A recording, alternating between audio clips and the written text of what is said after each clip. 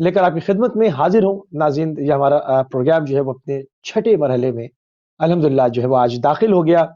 और आपको पता है कि इसके फॉर्मेट का और उसके मेहमान गिरामी का एक मरतबा उन नाज़रीन के लिए, उन सामीन के लिए जिन्होंने हमें पहली मरतबा ज्वाइन किया है, तारुफ करा दें अपने पैनल का। हमारे साथ उलमाए कराम, 3 उलमाए कराम जो है वो इसमें शामिल होते हैं। 2 जो है वो हमें क़ुम से ज्वाइन करते हैं, मौलाना सैयद अली रज़ा जान काज़मी साहब और मौलाना सैयद आरिफ शाह काज़मी साहब हमें क़ुम से, और लंदन से हमारे साथ हैं मौलाना सैयद मोहम्मद रज़ा जान काज़मी साहब। तीनों की खिदमत में मुअद्दबाना सलाम अर्ज़ करेंगे और आप सबको प्रोग्राम में खुशामदीद कहेंगे। वालेकुम अस्सलाम व रहमतुल्लाह। गुफ्तगू को आज हमारा जो ये प्रोग्राम है, जैसे कि अभी हमने अर्ज़ किया सबकी खिदमत में कि ये छठे हम अपने मराहिल में दाखिल हो रहे हैं। तो अपने जो गुज़िश्ता हमारे प्रोग्राम्स हुए हैं, उनमें जो गुफ्तगू होती रही है उससे अपने इस प्रोग्राम को मरबूत करेंगे और उसी सिलसिले को लेकर नाज़रीन जो वो आगे बढ़ेंगे। बहुत ही ईमान अफ़ज़ुदा गुफ्तगू, जिसके अंदर जो है वो ईमान कामिल और मुख्तलिफ़ चीज़ें, जिसके अंदर रोज़े के मसाइल, जिसके अंदर किस तरह से नफ्स की तहारत को हासिल किया जाए, किस तरह दुआ के क्या अहकाम है, क्या परवरदिगार की बारगाह में दुआ मांगने के आदाब क्या हैं, वो उसलूब क्या हैं, वो सलीक़े क्या हैं, इन तमाम चीज़ों के ऊपर हमारी गुफ्तगू का सिलसिला जारी व सारी है। अपने गुज़िश्ता प्रोग्रामों से आज के प्रोग्राम को मरबूत करेंगे और सबसे पहले हम चलेंगे मौलाना सैयद मोहम्मद रज़ा जान काज़मी साहब आपकी तरफ, कि आप दुआ के आदाब के ऊपर जो है वो गुफ्तगू फरमा रहे थे।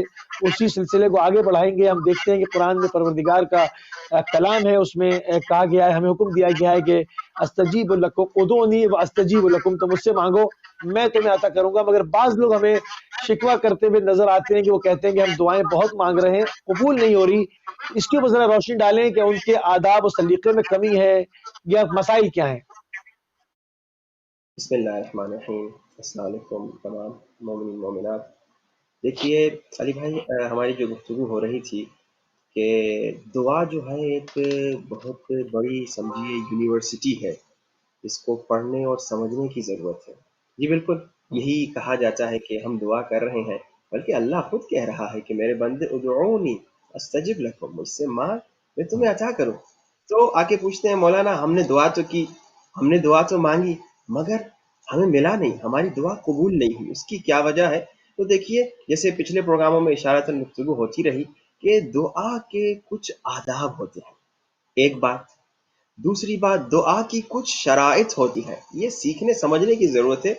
और तीसरी बात, दुआ के कबूल होने के कुछ मवाने होते हैं, कुछ रुकावटें होती हैं, यानी कुछ ऐसी बातें होती हैं, बिल्कुल कुछ ठीक ऐसे है, काम होते हैं जो हम कर रहे होते हैं, जिसकी वजह से हमारी दुआएं कबूल नहीं हो रही होती और रिजेक्ट हो रही नहीं हो होती। रही तो होती। इंशाल्लाह कोशिश ये रहेगी कि रमज़ान के आखिर तक इनमें से हर एक में से कुछ ना कुछ इंशाल्लाह बताया जाए, ताकि इंशाल्लाह उस पर हम अमल करें और हमारी दुआएं, देखिए अल्लाह बड़ा करीम है, अल्लाह बड़ा मेहरबान है, वो बेशक तो हमें अता करना चाह रहा है, बेशक। उसको अता करने में कोई कमी नहीं है। वो तो इतना अता कर चुका है ऑलरेडी, जो हमने अभी मांगा तक नहीं था। वो कितनी बड़ी प्यारी दुआ है, बेशक। दुआए मकातिल इब्न सुलेमान। इसकी तरफ मैंने कुछ प्रोग्राम पहले इशारा किया था कि ये वो दुआ है कि बड़ी से बड़ी मुश्किल 100 मरतबा पढ़ें तो आपकी मुश्किल हल हो जाती है। इमाम ज़ैनुल आबिदीन के सहाबी हैं, वो कहते हैं अगर ये दुआ तुम पढ़ रहे हो और अगर क्या नाम है तुम्हारी दुआ कबूल नहीं होती तो मुझ पे लानत करो। इमाम के सहाबी यानी इस गारंटी के साथ कह रहे हैं, इतनी अजीम दुआ। उस दुआ में हम क्या गुफ्तगू करते हैं? उस दुआ में यही है कि ए मेरे अल्लाह, मैंने अभी तुमसे मांगा नहीं था मगर तूने अता किया, अल्लाह अभी अकबर, मैंने अल्लाह तुझसे अकबर। इल्तजा नहीं की थी मगर तूने अता किया। ये अल्लाह का करम है। और देखिए, जैसे वो शुक्र के मौजू में मैंने गुफ्तगू की थी कि अल्लाह ने इतनी नेमतें दी, हम शुक्र क्यों नहीं करते? क्योंकि हम काउंट नहीं करते, हम फील नहीं करते, हम रियलाइज नहीं करते कितनी नेमतें मैंने अल्लाह तुझसे नहीं मांगी थी मगर तूने अता की। तो अब जब मैंने नहीं मांगा था, जब तूने अता किया, और अब जब मैं सुभान मांगूंगा, अल्लाह। क्या तू अता नहीं करेगा? यकीनन अता करेगा। वाह वाह वाह। लेकिन अल्लाह ने कुछ कवानीन बनाए, उन कवानीन के ऊपर अमल करके जब हम दुआ मांगेंगे तो यकीनन हमारी दुआ कबूल होगी। वो क्या है? वो आदाब है, वो क्या है? वो शराइत दुआ है, और वो मवाने दुआ है जिनको जिंदगी से उन रुकावटों को हटाना है ताकि हमारी दुआएं कबूल हो। क्योंकि वक्त कलील इशारतन सिर्फ सुभान पिछली अल्लाह। बातें याद कराता है। एक अदब दुआ क्या था? सलवात। और ये सलवात के बहुत फायदे हैं, सलवात। बल्कि अक्सर लोग शिकायत वाह। करते हैं भाई ये जिन्नात हमें तंग करते हैं, क्योंकि जिन्नात में कुछ शैतानी जिन है, कुछ अच्छे जिन हैं। تو روایات بتاتی ہیں اگر شیطانی جنوں سے نجات چاہتے ہو تو اپنے گھر میں بلند بلند آواز سے صلوات پڑھو، اللہم صلی علی محمد وآل صلی محمد علی وعجل محمد فرجہ، سبحان اللہ ولا حول ولا قوت الا باللہ، یہ ذکر کرو، تمہیں فائدہ یہ ہوگا، شیطانی جن گھر سے بھاگ جائیں گے۔ صلوات سے دعا کا آغاز کریں۔ دوسرا ادب کیا تھا؟ دوسرا ادب تھا عزم، یعنی ارادہ، عزم کہ بھائی جو چیز میری ہے، جو میں نے کرنی ہے، وہ اللہ کے حوالے نہ کر دوں۔ ایک صاحب آ گئے امام کے حرم میں اور گڑ گڑا کے کہہ رہے تھے اے میرے اللہ مجھے بیٹا عطا کر، اے میرے اللہ مجھے بچہ عطا کر، اور ابھی ان کی شادی بھی نہیں ہوئی تھی۔ تو کسی خاتون نے بچہ پکڑا دیا، کہا مولا میں نے بچہ تھوڑی مانگا تھا، میں نے بیوی مانگی تھی۔ تو بھائی صاحب تو دعا کر رہا ہے اللہ مجھے بچہ دے دے، تو پہلے شادی تو کر بھائی، شادی کرنا تو تیرا کام ہے، تم نے ابھی شادی نہیں کی اور کرے اللہ مجھے بچہ دے دے۔ عازم یعنی کیا؟ یعنی آپ اپنی کوشش کریں، آپ اپنی طرف سے محنت کریں، آپ اپنی طرف سے تمام وہ چیزیں جو آپ کے اختیار میں اللہ نے دی ہیں ان پر آپ عمل کریں، باقی اللہ میں پہ چھوڑ سبحان دیں، اللہ میرے اللہ آپ تیرے سبحان کرم کی۔ اللہ اچھا، اب تیسرے ادب کی طرف اشارہ کروں اور پھر گفتگو کو دیگر بزرگ علماء کے حوالے کر دوں۔ تیسرا ادب کیا ہے کہ جب بھی دعا مانگوں، جب بھی اللہ سے کچھ مانگوں تو فقیر بن کے مانگو، ہاتھوں کو واہ واہ بلند واہ کر کے سبحان مانگو۔ اللہ بھائی، واہ یہ واہ دعا واہ کا کیا کہنے ہیں، واہ دعا کے واہ آداب میں ہے۔ اکثر لوگ نظر آتا ہے دعا تو کرتے ہیں لیکن وہ جناب بالکل آفیشل بن کے دعا مانگتے ہیں۔ بھئی اللہ کے سامنے آفیشل موفیشل نہیں بنو جیسے آفس میں جاتے ہو، اللہ کے سامنے فقیر بنو، اللہ کے سامنے ذلیل بنو، اللہ کے سامنے حقیر بنو۔ انا عبدک واہ الضعیف الذلیل الحقیر المسکین المستکین۔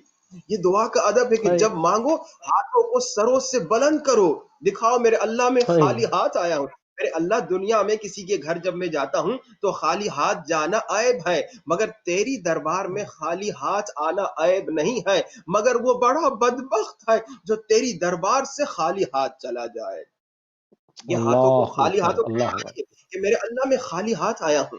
یہ ادب ہے۔ ایک عالم دین، بہت بزرگ عالم دین کا واقعہ ہے، ایک شخص ان کے پاس آتا ہے اور کہتے ہیں مولانا میں نے خواب دیکھا ہے، اور میں نے خواب یہ دیکھا ہے کہ میرا دو ہاتھوں میں سے ایک ہاتھ نورانی ہے مگر دوسرا ہاتھ نورانی نہیں ہے۔ تو عالم دین نے نہیں فوراً سوال کیا، ذرا یہ تو بتاؤ جب تم دعا مانگتے ہو تم دونوں ہاتھوں کو اٹھاتے ہو یا ایک ہاتھ اٹھاتے ہو؟ کہا مولانا ایک ہاتھ بلند کرتا ہوں۔ کہا یہی وجہ ہے، جب بھی دعا مانگو دونوں ہاتھوں کو بلند کرو، یہ دونوں ہاتھوں سے بھائی کیا فقیری کیا کرو۔ یہ فقیری جو ہے اللہ سے کرنی چاہیے، بندے سے فقیری کرنا بہت بری بات ہے۔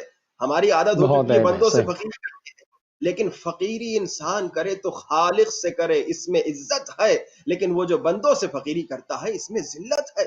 روایات بتاتی ہیں کہ اللہ کے اللہ رسول کہتے ہیں اللہ کہ اژدہا کے منہ میں ہاتھ ڈالنا تو پسند کرتا ہوں، مگر میں کسی انسان، کسی بندے کے سامنے ہاتھ پھیلانا پسند نہیں کرتا۔ غیرت ہونی چاہیے۔ بندے سے فقیری، بندے کے سامنے خود کو ذلیل کرنا، اس کی اجازت نہیں ہے۔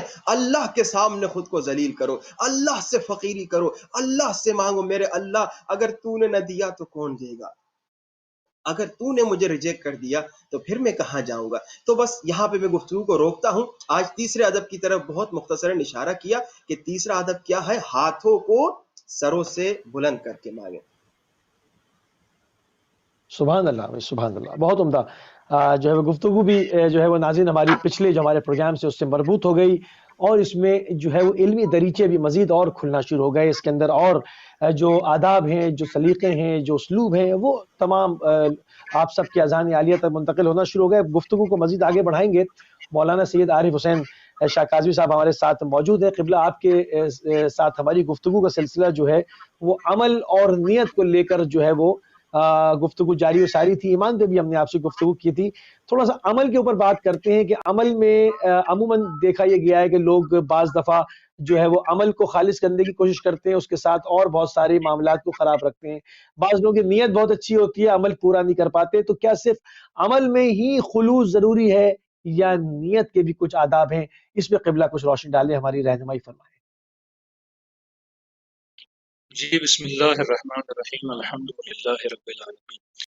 ہم مسلسل ایمان اور عمل پہ گفتگو کر رہے ہیں۔ یہ مباحث جو ہیں بڑے دقیق مباحث ہیں، ان میں انسان کو ظرافت رکھنی چاہیے کہ صرف عمل کرنا کافی نہیں ہے۔ ایک جگہ پر معصوم فرماتے ہیں اے خدا مجھے احسن عمل کی طرف ہدایت دے، یعنی صرف سبحان عمل نہ اللہ کروں بلکہ میں بہترین عمل انجام۔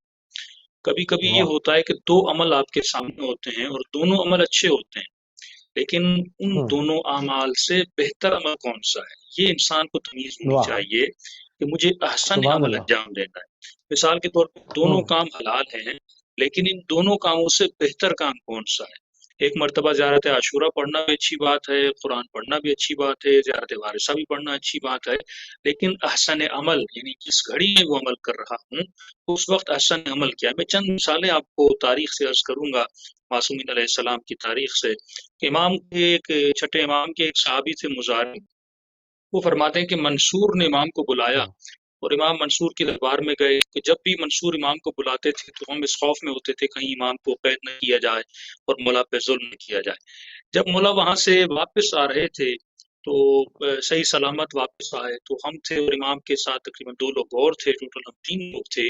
تو راستے سے جب آ رہے تھے تو ایک سپاہی نے ہمیں راستے میں روک لیا، تو اس نے روک لیا اور امام اسے کہہ رہے تھے ہم گھر کی طرف جا رہے ہیں، لیکن وہ ہمیں جانے نہیں دے رہا تھا اور ہوں بدتمیزی بھی کر رہا تھا۔ تو تقریباً کافی دیر گزر گئی، امام اس کو سمجھانے لگے کہ ہم فلاں جگہ سے آ رہے ہیں، فلاں جگہ پہ جا رہے ہیں، لیکن وہ روکنے کا چھوڑنے کا نام نہیں لے رہا تھا۔ تو اتنے میں کہتا ہے میں نے امام کو فرمایا کہ مولا یہ ایک ہے، ہم 3 ہیں، تو اگر بدتمیزی کر رہا ہے، بے احترامی کر رہا ہے اور کسی ظالم کا سپاہی ہے تو وقت بھی اچھا ہے ہم اس کو مار دیں اور مارنے کے بعد ہم اس کو پانی میں پھینک دیں گے، کسی کو پتہ نہیں چلے گا۔ تو کہتے اتنا کہنا تھا تو امام فرماتے ہیں کہ خاموش ہو جاؤ، اور امام نے مجھے خاموش کر دیا۔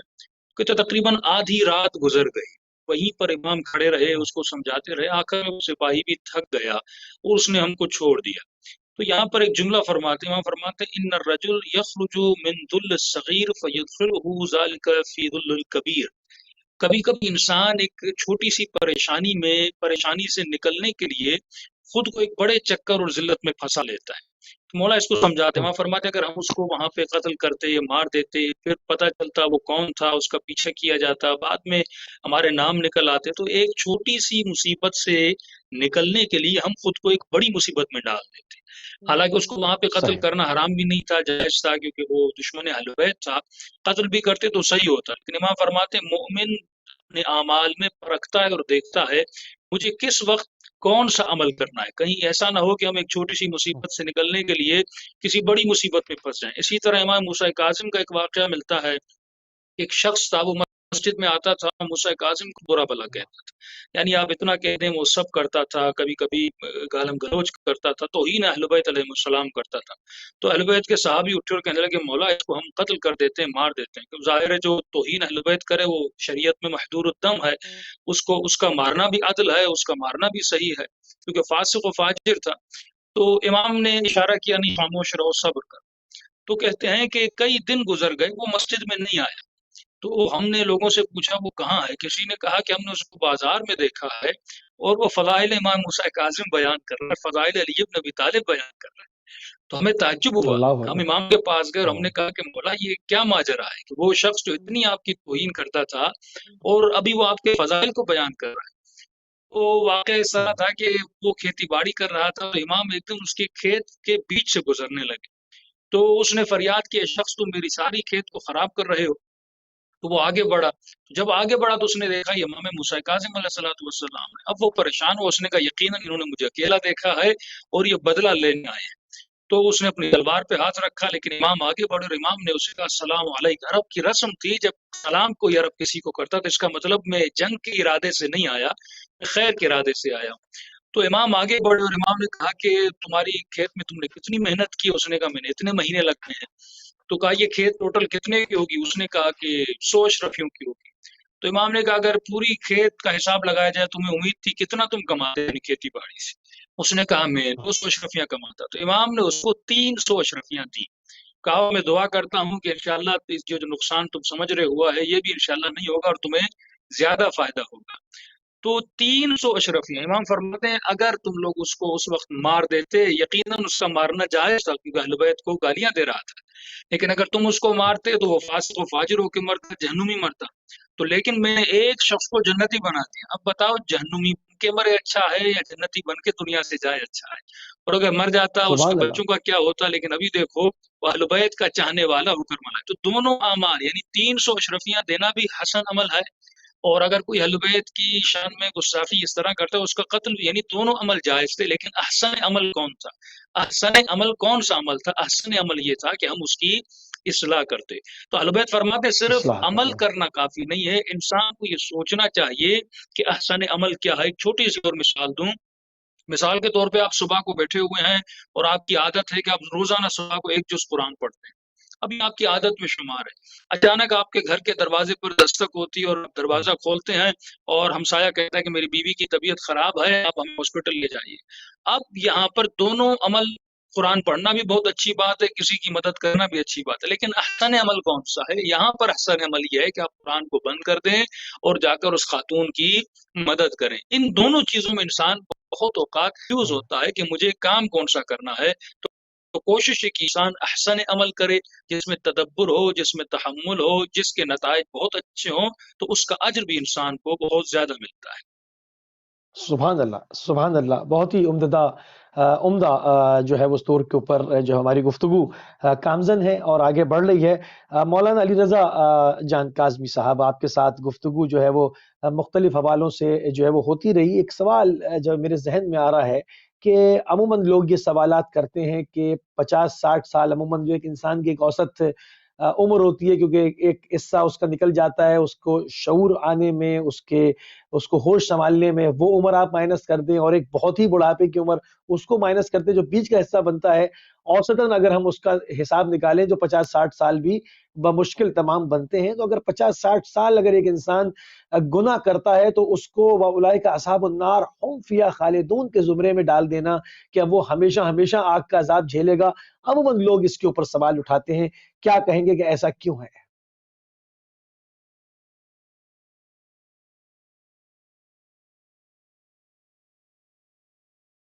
جی، آواز نہیں آ رہی ہے آپ کی۔ آواز ابھی آ رہی ہے؟ جی اب آ رہی ہے، اب آ رہی ہے، بسم اللہ۔ ہاں جی ہاں جی مصطفی صاحب، جہاں تک تعلق آپ کے سوال یعنی خلود کا ہے کہ جہنم اور جنت میں جو خالدین کا تصور ہے کہ خالدین فیہا کہ ہمیشہ رہیں گے، یا ہم فیہا خالدون، یہ قرآنی تصور ہے، تو اور یہ ایک عقیدہ ہے۔ اب سوال یہ ہے کہ کسی نے، جو آپ نے فرمایا کہ 60-70 سال گناہ کیے ہیں، تو اس کو اتنا لمبا ٹائم، اتنی لمبی مدت جہنم میں گزارنے کی کیا ضرورت؟ اس میں دو جوابات دیے جا سکتے ہیں۔ سب سے پہلا اور مختصر جواب یہ دینا چاہوں گا، وہ یہ ہے، دیکھیے، آپ اگر غلطی سے بھی کوئی انسان اپنے آنکھ میں چھری ڈال دے اور خود کو نابینا کر دے، تو وہ ہمیشہ کے لیے نابینا ہی رہے گا۔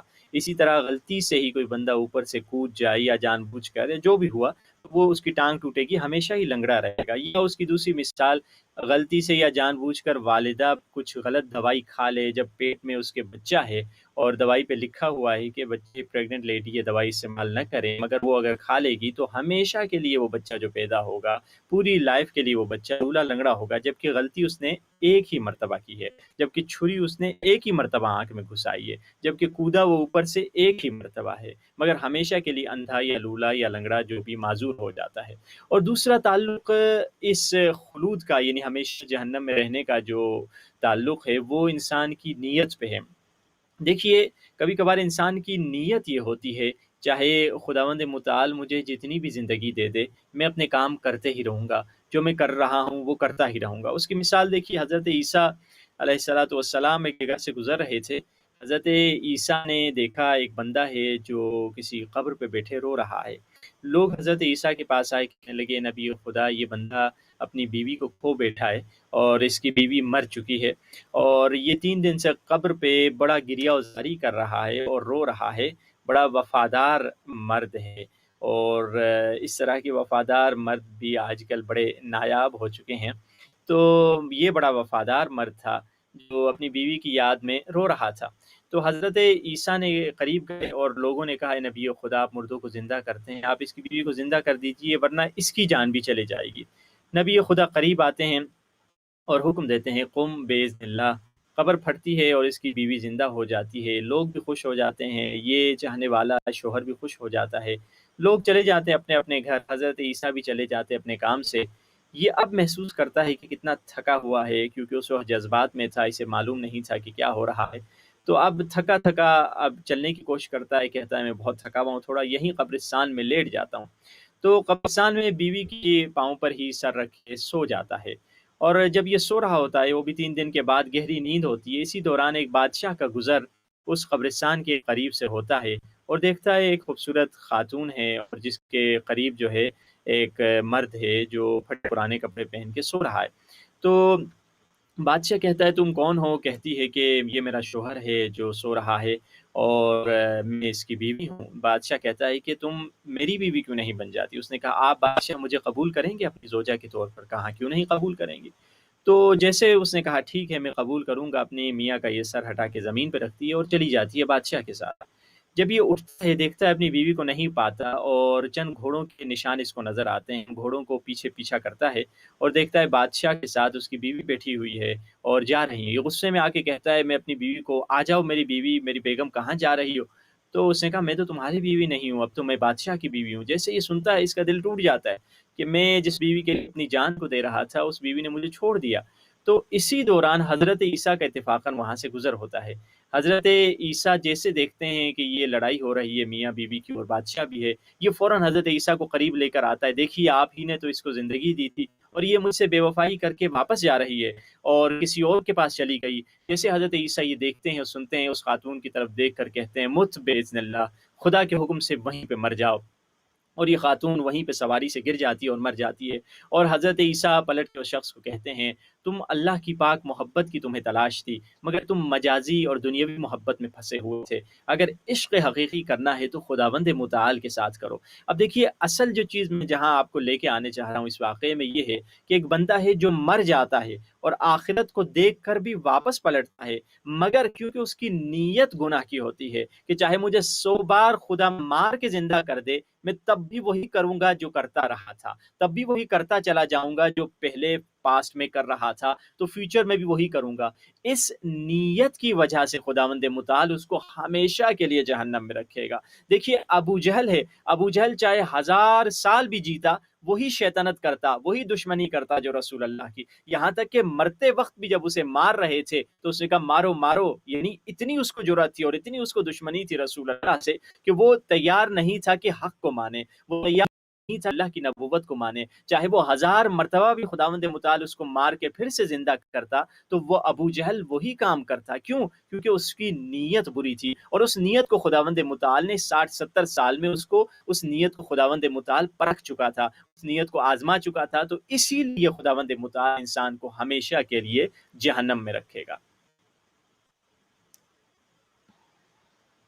صحیح گفتگو کو جو ہے وہ آگے بڑھائیں گے، اور مولانا سید عارف حسین شاہ کاظمی صاحب آپ کی طرف جب آگے بڑھیں گے، منازل یقین کہ انسان کو جو ہے وہ یقین حاصل ہو جائے، یہ منازل کس طرح سے حاصل کی جاتی ہیں، کیا ریاضت کی جاتی ہے، کس طرح سے انسان کو قلبی طہارت کو جو ہے وہ ادا کرنا ہے، کس طرح سے اس کے اوپر قائم رہنا ہے، ان تمام چیزوں پر ذرا سے روشنی ڈالے قبلہ۔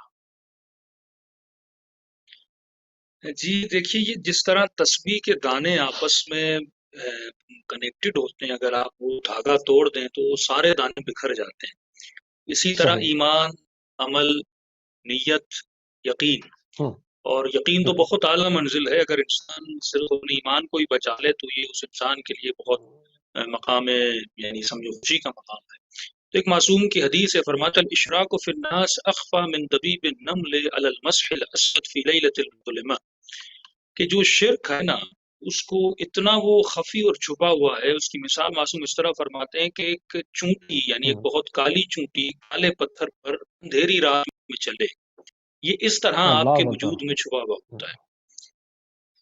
تو ایک قرآن کی آیت ہے، جب یہ آیت قرآنی اتری، پروردگار عالم نے کہا کہ جس نے فاحشہ کیا، یعنی جس نے برائی انجام دی اور جو ہے اس کے بعد اللہ کی طرف آئے اور اس نے استغفار کی، تو پروردگار عالم انسان کے گناہوں کو بخش دے گا۔ تو کہتے ہیں شیاطین میں جو ہے بہت ہنگامہ برپا ہوا، اور شیطان نے اپنے سارے بچوں کو جمع کیا، کہا یہ کیسا حکم رسول خدا نے دے دیا، وَإِذَا فَعَلُوا فَاحِشَةً أَوْ ظَلَمُوا أَنفُسَهُمْ ذَكَرُوا اللَّهَ، جب گناہ کیا لوگوں نے، اپنے اوپر ظلم کیا، پھر اللہ کا ذکر کیا، تو فاستغفروا لذنوبہم، خدا ان کے گناہوں کو بخش دیتا ہے۔ ولم یسروا، یہاں پر ایک اللہ نشانی ہے، یعنی توبہ کی، توبہ کرنے کے بعد اپنے گناہ پر اصرار نہ کیا، یعنی اس گناہ کو دوبارہ اس کی طرف پلٹ کے نہیں گئے۔ اگر ایسی توبہ جناب اور جیسی توبہ اگر کسی نے کی تو اللہ آواز دیتا ہے جزاؤہم مغفرۃ من ربہم وجنات تجری من تحت الانہار۔ واہ تو ایسے واہ، لوگوں کے لیے سبحان خدا اللہ۔ بشارت دیتا ہے، کس کی؟ جنت کی بشارت دیتا ہے۔ کہ اب یہاں پر شیاطین کو انہوں نے جمع کیا اور کہا کہ اب کس طرح ہم لوگوں کو گمراہ کریں، اگر وہ گناہ کریں گے بھی تو خدا بخش دے گا اور خدا جنت کی بشارت بھی دے رہا ہے۔ اس کا مطلب ہم دن رات محنت کر کے اس کو گناہ کی طرف لائیں اور اس کے بعد یہ بندہ خدا ایک توبہ کر لے تو خدا اس کے سارے گناہوں کو بخش دے گا۔ تو شیطان نے اپنے سارے بچوں کو جمع کیا۔ یہ ہم سورہ ناس میں پڑھتے ہیں، وسواس الخناس، یہ خناس شیطان کے ایک بچے کا نام ہے۔ تو فرمایا فقال وسواس الخناس، ان میں سے ایک کا نام تھا وسواس الخناس، اس نے کہا میں ان کے لیے ہوں۔ تو قال بماذا، تم کیا کرو گے؟ قال اعدهم وامنيهم حتى يواقع الخطيئة فاذا وقع الخطيئة انسيتهم الاستغفار۔ ہاں میں ان کو گناہ بھی کرواؤں گا اور گناہ میں بھی ڈالوں گا، اور ڈالنے کے بعد ایک کام کروں گا، ان سے میں توبہ کو بلوا دوں گا، یعنی یہ توبہ اس کے بعد بھول اللہ جائیں گے توبہ کرنا۔ یعنی یہی جو صلو قرآن علیہ کی آیت ہے اس کو میں ان کے لیے بناؤں گا۔ بھائی گناہ کیا تو کون سی بڑی بات ہے، یہ قرآن کی آیت ہے، تم توبہ کرو گے اللہ معاف کر دے گا۔ پورا سال اس کو کہوں گا گناہ کرو گناہ کرو، اور اس کے بعد شب قدر آنے والی ہے، یہ ذہن میں رکھے گا، شب قدر میں توبہ کروں گا۔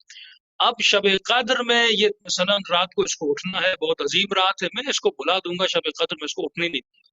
شب قدر کے بعد بہترین دن جس دن خدا انسانوں کے گناہوں کو بخشتا ہے یوم عرفہ ہے۔ اب عرفہ کا اس سے گناہ کرواؤں گا اس نیت سے کہ وہ عرفہ کے دن تم توبہ کرو گے، عرفہ کے دن میں سے جانے ہی نہیں دوں گا۔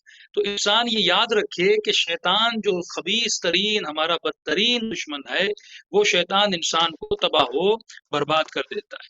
تو یہاں پر معصوم فرماتے صرف انسان عمل نہ کرے، معصوم کا فرمان ہے الابقاء علی العمل اشد من العمل، یعنی صرف سبحان عمل اللہ۔ کرنا کافی نہیں ہے، اس عمل کو باقی رکھنا اس عمل سے زیادہ مشکل ہے۔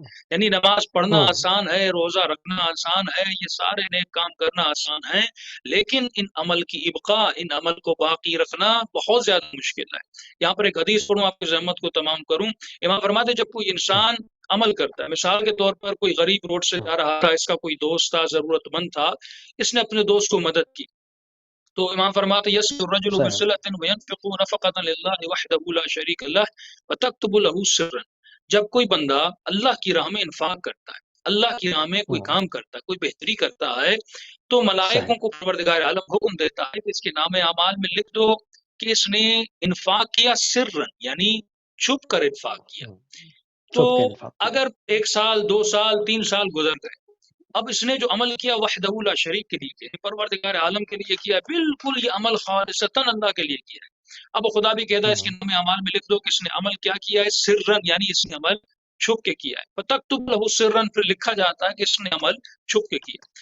اب اعمال خیر 2 طرح کے نا، ایک مرتبہ آپ زیارت پہ جا رہے ہیں، سب لوگ دیکھ رہے ہیں، ایک مرتبہ آپ چھپ کے کر رہے ہیں، تو ضروری نہیں کہ وہ جو عمل آپ زیارت پہ جا رہے ہیں لوگ دیکھ رہے ہیں وہ برا عمل ہے، نہیں، لیکن بہتر عمل عمل سر ہوتا ہے جو انسان چھپ کے کرے۔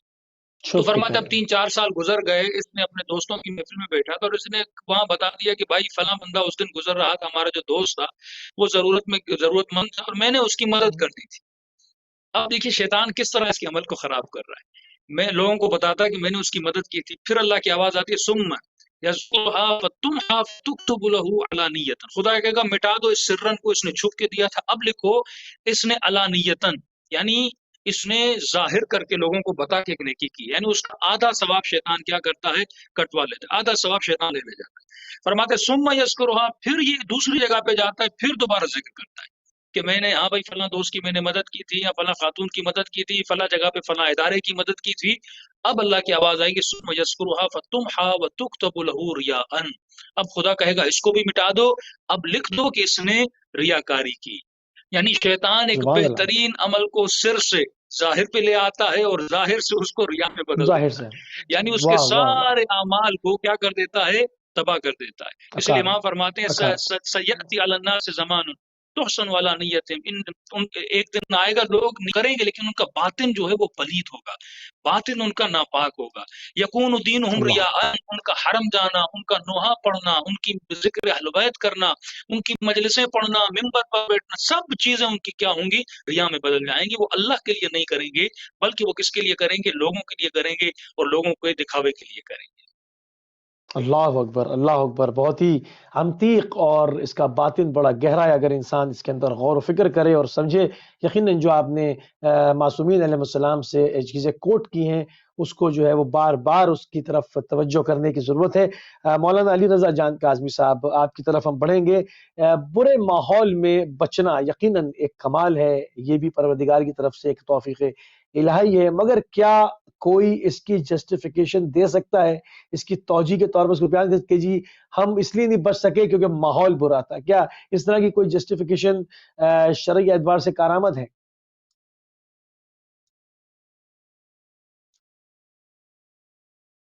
आवाज़ नहीं आ रही आपकी।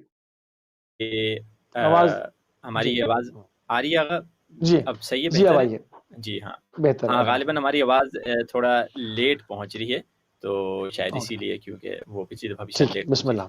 जी हाँ, मुझे देखिए अपना इंसान की तरबियत और माहौल का बहुत गहरा ताल्लुक़ है कि आजकल सोसाइटी, जैसे अक्सर कम्युनिस्ट लोग भी यही कहते हैं और बेदीन एथियस्ट भी यही कहते हैं, इंसान एक सोसाइटी का नतीजा है। इंसान एक ऐसे खाली बर्तन की तरह है, उसमें जो आप डालें और पानी डालें, उसमें दूध डालें, उसमें पेट्रोल डालें, तो माहौल एक तरीक़े से इंसान के बर्तन की तरह है कि हम एक खाली बर्तन की तरह हैं, इसमें अंदर जो भी माहौल हमको सिखाएगा हम वही बनेंगे।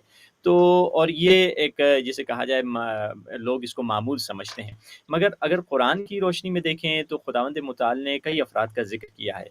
कुछ ऐसे बुरे अफ़राद जो बुरे माहौल में थे और बुरे थे। पहली कैटेगरी ये है कि बुरे भी थे और बुरे माहौल में भी थे, बुरे जिनके बारे में कहा तब्बत यदा अबी लहब व तब, कि अबू लहब था और उसकी बीवी अबू थी, लहब था। वम्रअतुहु हुँ, हम्मालतल हतब, कि उसकी बीवी भी हतब। बुरी थी और उसका माहौल भी बुरा था, यानी मियाँ-बीवी दोनों बुरे थे और उनका दोनों का माहौल भी एक कुफ़्र का माहौल था। तो ये तो बुरे लोग हैं, हमारा इनके बारे में टॉपिक नहीं है।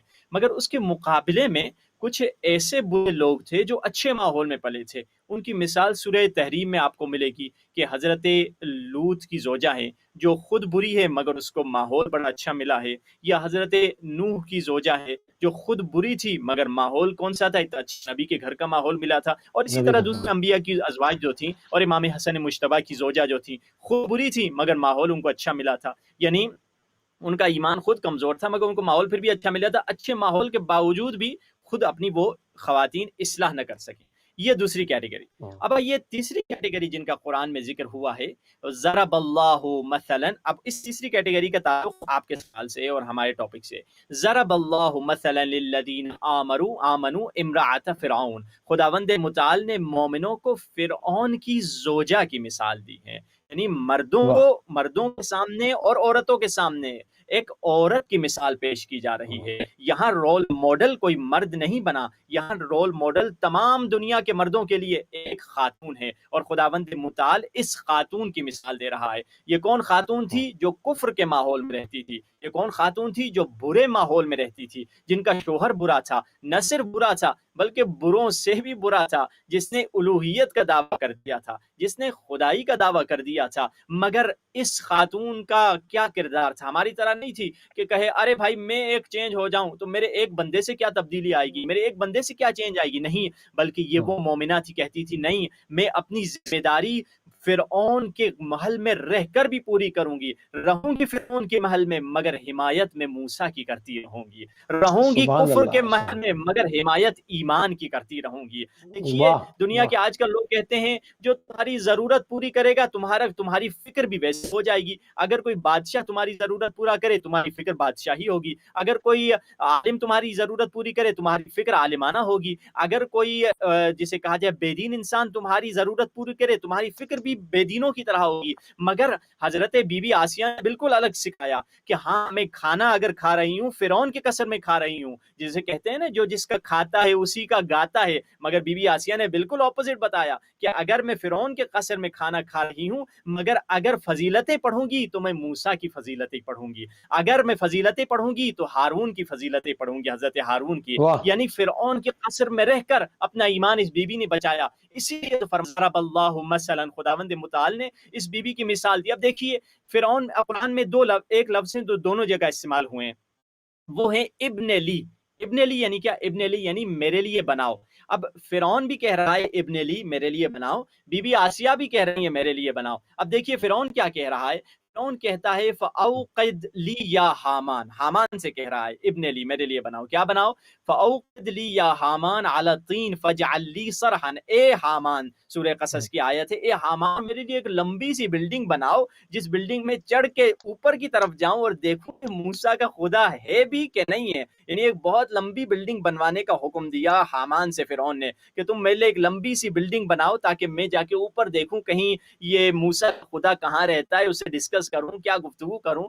اور قرآن میں ایک دوسرا لفظ ہے پھر سے حضرت بی بی آسیہ کا, وہ کیا فرما رہی ہیں, وہ کیا فرما رہی ہیں, رب ابن لی بیتا فی الجنہ. نہیں کہا حامان تم میرے لیے بناؤ, نہیں کہا اے فرعون تم میرے لیے بناؤ, بلکہ کہا اے خدایا تو میرے لیے جنت میں ایک گھر بنا دے. یہ حضرت بی بی سبحان آسیہ کا کردار تھا. عجیب ہے, فرعون بلڈنگوں پہ چڑھ کے, بلڈنگوں پر ایک لمبی لمبی بلڈنگز اور لمبی لمبی جسے کہا جائے آسمانوں کو توڑنے والی بلڈنگ پہ چڑھ کر ٹاورز خدا پہ کو چڑھ کے ڈھونڈنے چاہتا ہے اور خدا کی تلاش میں ہے, خدا کو ڈھونڈ رہا ہے, جبکہ بی بی آسیہ دل میں اپنے خدا کو ڈھونڈ چکی ہے, دل میں واہ اپنے خدا سبحان کو اللہ. پا چکی ہے. یعنی اوپر چڑھنے, بلڈنگوں پہ جانے, دائیں بائیں جانے سے خدا نہیں ملے گا.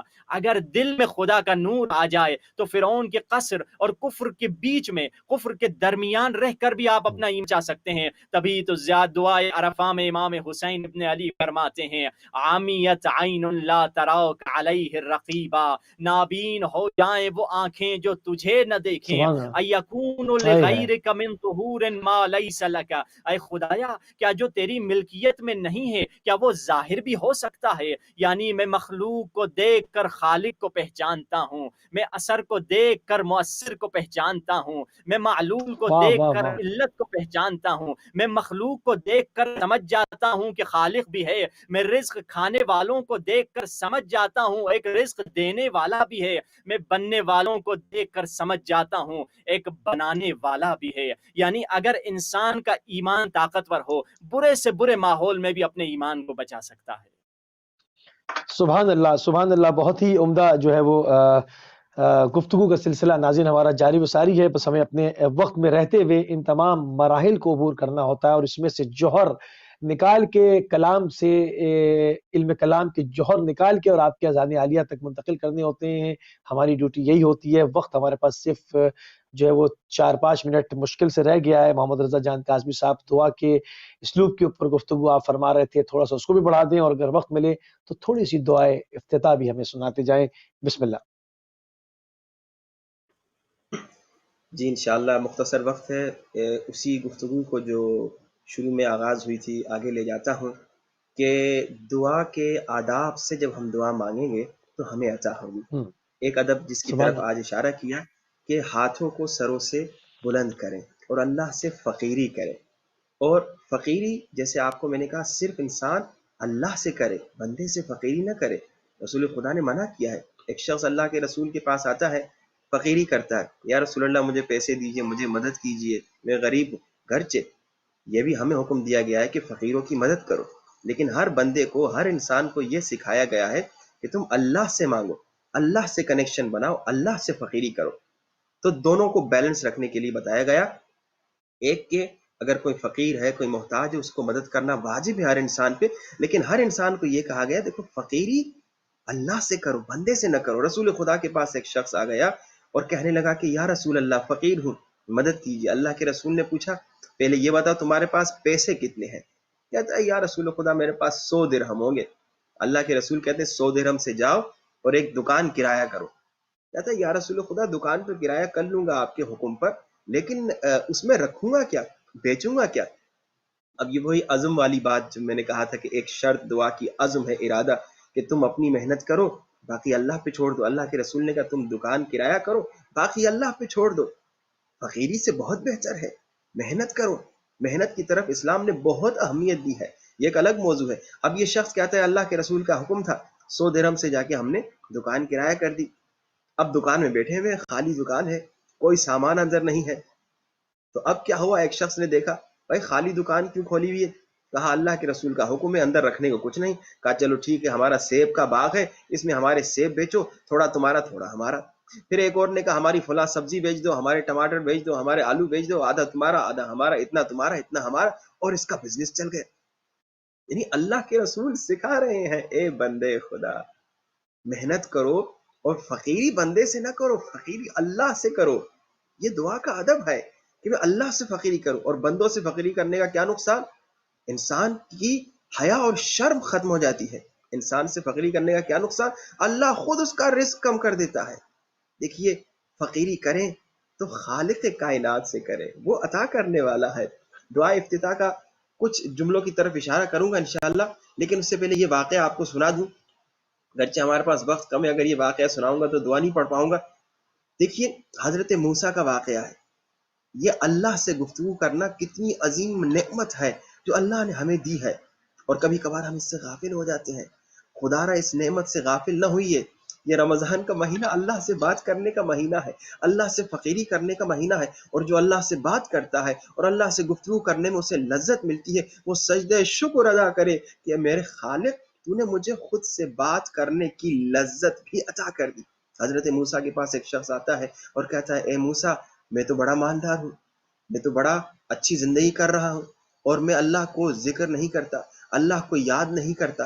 جا کے اللہ سے کہہ دے اے اللہ، نہ میں تیری یاد میں ہوں، نہ میں تیرا ذکر کرتا ہوں، مگر زندگی بھی اچھی ہے، مالدار بھی ہوں، بڑے سکون سے زندگی کر رہا ہوں، مجھے کوئی ٹینشن بھی نہیں ہے، مجھ پہ کوئی عذاب بھی نہیں ہے۔ حضرت موسیٰ کوہ طور پہ گئے اور حضرت موسیٰ نے اللہ کو یہ بات نہیں کہی۔ اب اللہ نے کہا موسیٰ بتا میرے بندے نے کیا کہا۔ اب حضرت موسیٰ نے بتایا، کہا بار اللہ بتا نہیں پا رہا تھا، بے ادبی تھی۔ اب اللہ کہتا ہے اب میرا پیغام جا کے میرے بندے کو دے دے، اسے جا کے کہہ تو سمجھ رہا ہے تجھ پہ کوئی عذاب نہیں، تو سمجھ رہا ہے تجھ پر کوئی سزا نہیں، تو ایسے عذاب میں مبتلا ہے کہ تمہیں خود پتا بھی نہیں۔ اے بندے اس سے بڑا عذاب اور کیا چاہیے کہ تو خدا سے بات کرنے کی لذت سے محروم ہے۔ بعض لوگ کہتے ہیں ہم نماز نہیں پڑھتے، ہم روزے نہیں رکھتے، ہم پھر بھی مالدار ہیں، ہم پھر بھی ماشاءاللہ مزے میں ہیں، ہم کوئی دینی کام نہیں کرتے، پھر بھی ہم بڑی خوشی کی زندگی گزار رہے ہیں۔ یہ وہ غافل ہیں جو محروم ہے اس عظیم لذت سے جو انبیاء کو ملتی ہے، اس عظیم لذت سے محروم ہے جو اماموں کو ملتی ہے، اس عظیم لذت سے محروم ہے جو اگر ایک مرتبہ کسی کو مل جائے وہ دنیا کی تمام لذتوں کو بھول جائے گا۔ میرے خیال میں ہمارے سبحان پاس اللہ۔ اب دعا افتتاح پڑھنے جی کا ہاں، وقت نہیں رہا، تو بس یہی ہے کہ ہم کوشش کریں، یہ رمضان کا مہینہ ہے، خود کو اللہ سے کنیکٹڈ کریں، ہم اپنے خالق سے اپنے رب سے بات کرتے کرتے اپنی زندگی کو گزاریں، اور اس میں جو لذت ہے وہ دنیا کی کسی شے میں نہیں ہے۔ کسی شے میں انشاءاللہ نہیں، آئندہ پروگراموں صحیح۔ میں اس پہ گفتگو کریں گے کہ کس طرح سے اس لذت کو اپنی زندگیوں میں لے کر آئیں۔ سبحان اللہ، سبحان اللہ۔ ناظرین ہمارے پروگرام کا وقت جو ہے وہ ختم ہو گیا، ہمارے دامن وقت میں مزید گنجائش موجود نہ رہی۔ یقیناً جو ہے وہ ایک سے بڑھ کر ایک جو ہے وہ کلام پیش کیا جا رہا تھا، بہترین جو ہے وہ محفل چل رہی تھی۔ انشاءاللہ جو ہے وہ اہل بیت کی اسکرین سے، اہل بیت ٹی وی کی اسکرین سے اسی طرح سے معرفت اہل بیت کا سلسلہ جاری و ساری رہے گا۔ ہم اپنے تینوں مہمانان گرامی کے شکر گزار ہیں، مولانا سید علی رضا جان کاظمی صاحب، مولانا سید عارف حسین شاہ کاظمی صاحب، آپ نے ہمیں قم سے جوائن کیا، مولانا سید محمد رضا جان کاظمی صاحب آپ ہمارے ساتھ لندن سے شامل تھے۔ ہم اپنے تینوں مہمانوں کے شکر گزار، مشکور، ممنون ہیں، اور ہماری اور آپ کی ملاقات انشاءاللہ ناظرین کل جو کے ٹائم سے 4 بجے ہوگی۔ اجازت دیجیے، السلام علیکم ورحمۃ اللہ وبرکاتہ۔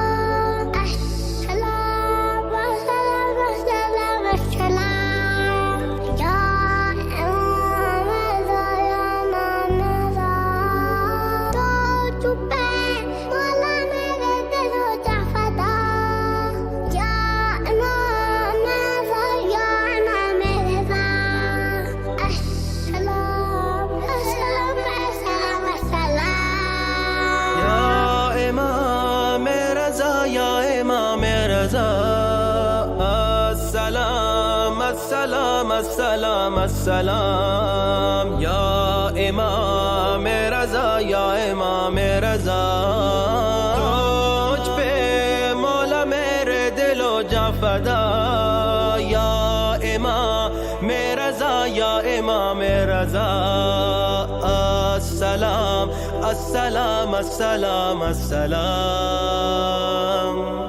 تیرا عاشق ہوں مولا فدا کار ہوں تیرا ظاہر ہوں گرچہ گناہ گار ہوں تیرا ظاہر ہوں گرچہ گناہ گار ہوں تو شفاعت میری کر مجھے حر بنا تو شفاعت میری کر مجھے حر بنا یا امام رضا یا امام رضا السلام السلام السلام السلام تیرے در سے کوئی بھی نہ خالی گیا تو ہے شاہ زمن تو ہے شاہ ہدا تو ہے شاہ زمن تو ہے شاہ ہدا کر مجھے بھی خزانے سے اپنے عطا کر مجھے بھی خزانے سے اپنے عطا یا امام رضا یا امام رضا السلام السلام السلام السلام یا امام رضا یا امام رضا السلام السلام السلام السلام یا امام رضا یا امام رضا تجھ پہ مولا میرے دل و جاں فدا یا امام رضا یا امام رضا السلام السلام السلام السلام بندگی کا طریقہ سکھا دے مجھے زندگی کا سلیقہ سکھا دے مجھے زندگی کا سلیقہ سکھا دے مجھے اے دل مرتضیٰ سن میری التجا اے دل مرتضیٰ سن میری التجا یا امام رضا یا امام رضا السلام السلام السلام السلام ہم بھی ظاہر ہے مولا کرم کیجئے ہم کو اذن رہے کربلا دیجئے ہم کو اذن رہے کربلا دیجئے ہے رضا اور اطہر کے دل کی صدا ہے رضا اور اطہر کے دل کی صدا یا امام رضا یا امام رضا السلام السلام السلام السلام یا